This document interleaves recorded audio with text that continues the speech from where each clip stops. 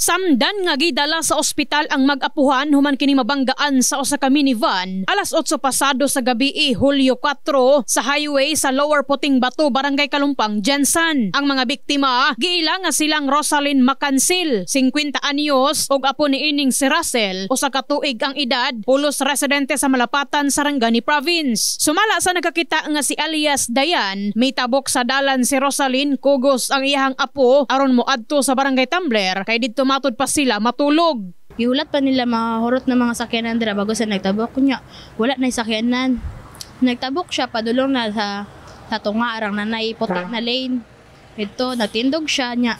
Atong ban na nakabangga kay brag kusog kay yang padagan tapos katong ban kay ay akong mama kay kuan kanang brag naigo guro to siya tapos dito siya dira siya na kuan tabok dito siya naligid siya na brag nabuyan niya ang dalawa niya lupad akong kuan. Tungod sa kusog nga impact sa bangga nalagpot ang babayeng biktima og nakaangkon kini og samad sa nakadayang parte sa iyahang lawas, lakip na ang bata. Kanang supposed to be ako maghatod sila ha ko wait lang kay ako na lang mag-ano sa inyo kay since murag dili pagod kayo sila sweto sa dalan so ako na lang magtabok tapos ano ko wait lang tapos moto, wala siguro siya nakadungog sa akong signal ba na wait lang. So moto, nadiretso siya tabok.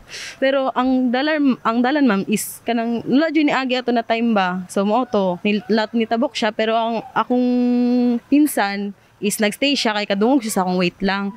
Tapos moto, naglakaw siya. Tapos nisyagit ko kay as in kusog kayo ang siguro nagtuo ang van ba na ano na okay lang kay since wala may tao gaagi, wala siguro na nakitaan. Matod pa sa investigasyon sa Traffic Enforcement Unit, ang minivan nga gimanihuan ni alias Macario gikan sa direksyon sa Barangay Kalumpang padulong kini sa sentrong bahin sa syudad. Dihang aksidente ni ining mabanggaan ang mitabok nga mga biktima. Andam sab nga motabang ang driver sa nasamdan nga mga biktima. Ready man daw sila. Naghatag lang sila contact number. Gi-interview man daw siya. Tas mauto okay lang man daw sila magtabang man daw sila sa expenses. Nakita siguro ma'am pero kana bitang murag na bigla rapod sila ano naman daw siya i-admit then i-check tapos i-CT scan. Sa kasamtangan, nagpaayo pa sa ospital ang nasamdan nga mag-apuhan. In the heart of changing lives kini sa Brigada Enami Mugpon, Brigada News.